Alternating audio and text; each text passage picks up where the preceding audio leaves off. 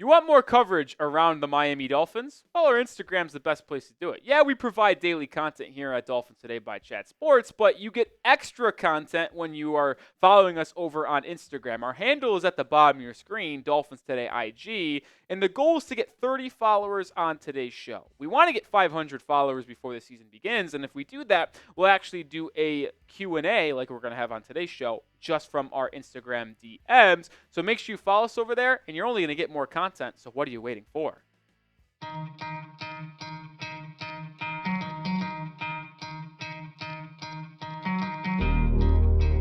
All right, welcome into Dolphins Today by Chat Sports. I am Nic Rohloff. Like I said, this is a mailbag on today's show, as we do want to answer some questions before the Dolphins' first preseason game on Friday night against the Atlanta Falcons. The first question coming in from a real one, Jason Smith. $20 super chat. Shout out to Jason. Saying, diehard fan from Kansas. What are your thoughts on Skylar Thompson making the team? Love your show. Well, Jason Smith, you're a Kansas State fan as well, and Skylar Thompson is one of the better quarterbacks from Kansas State. But either way, Skylar's been on this team for a couple of years now, right? Remember in 2022, he got a lot of playing time due to Tua being hurt down the stretch. Actually started a playoff game and almost won it against the Buffalo Bills. Mike White came onto the scene last year to be the main backup to Tua Tagovailoa, and Skylar Thompson was a little bit demoted, and now those two guys are going back and forth to have the rights to be the backup QB for Tua this year. I think it's going to be very important, and one of the most fun things to watch in these three preseason games is who performs better from the quarterback perspective of Skylar Thompson and Mike White. I do think Skylar Thompson can make this team. I've predicted him to make this team, because Mike White carries a larger cap hit, and maybe Chris Grier wants to save a little bit of money and view Skylar Thompson as an equal backup or maybe even slightly better, and it would just make sense to keep Skylar. Now, the cap space might not matter as much because the Dolphins actually have quite a lot of cap space, at least at this moment, after the Tyreek Hill contract restructure. But I do think Skylar Thompson can make this team. I'm still going to predict him to make this team. He just has to outperform Mike White in the first three preseason games. Chad Jones with a super chat. Shout out to the legend himself. With our lack of depth on the O-line, how do you think our line will hold up over the long haul? Well, that is the largest concern with this Dolphins football team. There's no doubt about it. We've often talked about signing a right guard. Greg Van Roten was the top name, but he signed with the New York Giants, unfortunately, and now the Dolphins are stuck with what they have in-house. This was the first Dolphins offensive line depth chart that was released before the preseason game. Isaiah Wynn is not on here because he is on the PUP list right now. So Robert Jones is your starting left guard, and Liam Eichenberg is your right guard. I like your two tackles. I'm a fan of Austin Jackson and Teron Armstead, but the interior offensive line is really where it's going to get a little bit sketchy, and quarterbacks will always tell you the worst type of pressure to face is from the interior because you're not able to step up into your throws and you're constantly backpedaling or scrambling to your left and right. So to me, I am a little bit concerned with our offensive line depth. And if there's an injury to a couple players, then they could be in a really bad spot. I like your swing tackles, if I'm going to be honest. Patrick Paul, second-round pick out of Houston, and Kendall Lamb. So if you get injuries to Austin Jackson or Teron Armstead, you were able to survive them, in my opinion. But if you get banged up on the interior, I don't love what you have there. It's the number one thing that I believe Chris Grier failed to address this offseason. I get it. You're not going to have a perfect roster, but the interior offensive line is kind of left in a tough spot. So it could be a point where they are holding this offense back as a whole. And if there's a couple injuries to that interior, it could get really, really ugly for the Fins. But I'm going to cross my fingers that that is not going to be the case. I mentioned that the Dolphins are playing a preseason game this upcoming Friday against the Atlanta Falcons. How excited are you for Dolphins football to be back on your television where we get to watch those beautiful unis take the field in Miami? Scale 1 to 10 on how excited you are. My guy LJC with a question here. Do you think the Dolphins will trade for anyone? If so, who? Yeah. Do I think they will trade for someone? Maybe. They do have cap space available right now, I will be honest. They have about $36 million in cap space for this upcoming season after the Tyreek Hill contract restructure. They already had $20 million. They got a little bit more by pushing some guaranteed money down the line. And that's going to help this year, sure, but Will they end up using that cap space to help the roster now, or try to carry over some of that cap space into later in the season for a trade at the trade deadline, or just help them save money because they're so over the cap next year where they're got one of the least amount of cap space available. They're actually $44 million over the cap in 2025, which is going to be a disaster after the season, but that's a future Dolphins problem that we don't have to talk about right now.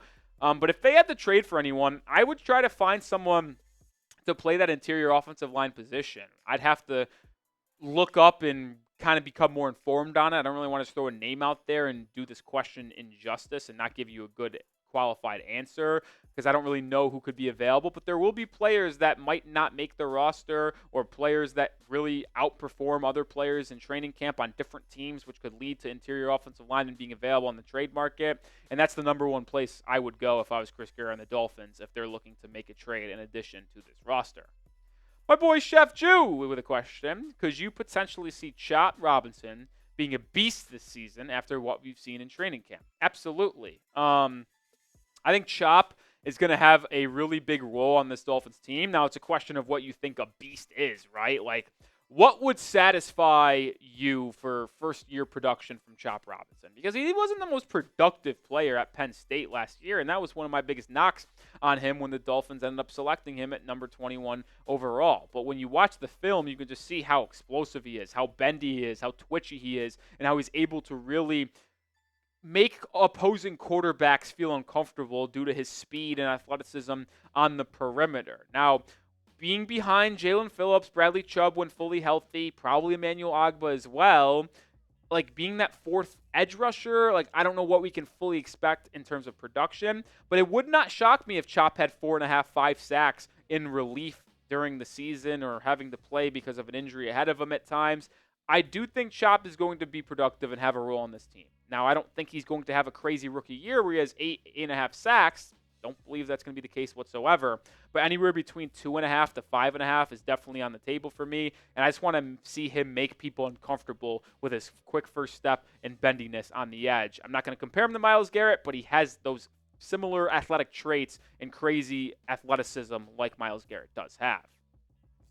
Make sure you are subscribed to the channel because we are playing the Falcons on the field on Friday night, but we're also playing them on the YouTube street. So make sure you hit that sub button here at Dolphins Today. Daily content. Going to be live for that game on Friday where we want to beat the Falcons on the field, but also in YouTube. Trailing by 12 right now. Hit that sub button to get the best content on YouTube.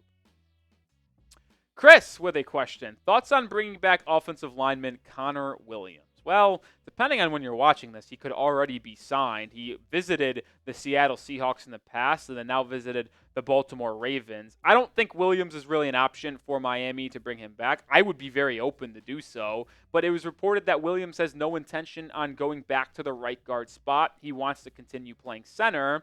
And they signed Aaron Brewer. Now, sure, Aaron Brewer could maybe get bumped to right guard or left guard if absolutely need be, but he's more well-suited to be a center. And I think Connor Williams, as good as he is, that boat is kind of sailed with him in Miami at this point. Sure, would he help this team get better? Yes, but I don't think Chris Grier has any want or need to bring him back, and I don't think Connor Williams really wants to come back, if we're going to be honest, either.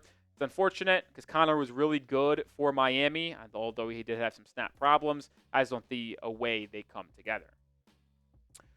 Noriga 305, starting linebackers. Yeah, we could go through the starting linebackers. So if we're including edges into this and outside linebackers, if you will, I still think that, and I'm going to bet on the Dolphins having Bradley Chubb and Jalen Phillips for week 1. So I'll go Bradley Chubbs and Jalen Phillips week 1 on the opposing starters. Now the question is, what type of defense are they going to run? Are they going to run 2 interior defensive linemen and then with a nickel package? Like, it's hard to predict the starting linebackers, but if you're going on the interior, David Long Jr. is definitely your number 1 linebacker. And it depends. Like, it wouldn't shock me if Jordan Brooks was trotted out there to be the linebacker next to David Long Jr. It wouldn't shock me if it was Anthony Walker Jr. We still have to see how those two battle out for the rest of the camp, but they do have contrasting styles. Anthony Walker Jr. being a better pass coverage linebacker and Jordan Brooks being that better run stopper and thumper over the middle of the field. We're going to continue answering some of these Dolphins questions, but the season is here, folks, and if you want to represent the Dolphins with a jersey on game days, Chatsports.com/Dolphins jersey is the best way to do it. You get those throwback Tua jerseys, the Jalen Waddle jerseys, who I'm going to be representing a lot this upcoming season. Tyreek Hill, the best wide receiver in football. You can get his jersey. Or maybe one of the best corners in football, Jalen Ramsey. It does not matter. All shapes, all sizes, all colorways, all players. Chatsports.com/Dolphins jersey. Get your jersey today. It's in the link. It's in the description and comments of today's video. So get yours today. Represent the Dolphins every single day. Sherry May with a question here. Talk to us about our new center, please. Yeah, so the Dolphins signed a center a couple days ago. They released a guy as well due to injury. Kind of just a camp body, if I'm going to be honest. Like, I don't think he's expected to really be someone to make this team, right? And I don't think it would be someone that like, if you're signing someone in mid-August that's not a big-time name, that's a veteran holding out, and he's just trying to fight for a roster spot, he'd have to really perform in camp, but I don't really see that being a possibility. You also already have guys that you had in undrafted free agency, like Andrew Meyer, who is battling for a roster spot. So, to me, I don't really see a way for him to make this roster. Now that Tim Bowens is going to be inducted in the Dolphins honor roll, yeah, congrats to him. That was announced just a week ago. Who, in your opinion, should be next? I'm going to be really showing my age here because, like, to me, like, it's tough to, like, go out and say, like, someone I never watched, even though they might be more deserving. Like, why not bring in, like, Ricky Williams or, like, Ted Ginn Jr.?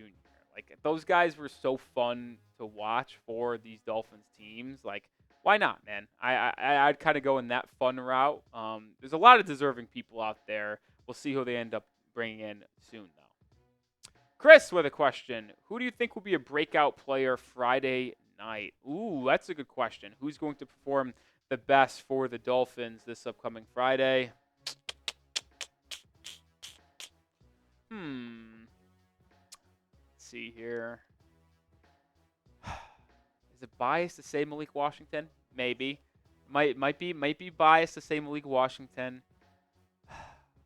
You know what? I'm actually going to go with a different rookie. I'm going to go with Jalen Wright. And the rookie running back out of Tennessee, like, we talked about how he was 6th on the depth chart in the initial depth chart on yesterday's video.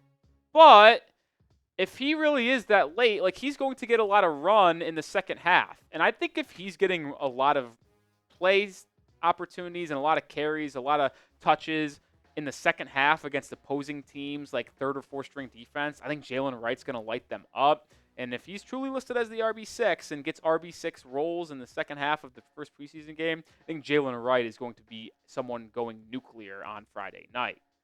Speaking of Friday night, who do you got? Dolphins or the Falcons? Type MIA if you think the Dolphins are going to get the win. Type ATL if you think it's going to be the Falcons. All right, that will do it for today's mailbag. Make sure you are following us on Instagram, like I said off the top. We want to get to 500 followers before the regular season gets underway in just about a month. We're about 150 followers away. We want to get 30 on today's show. More content over there on a daily basis, so go give us a follow.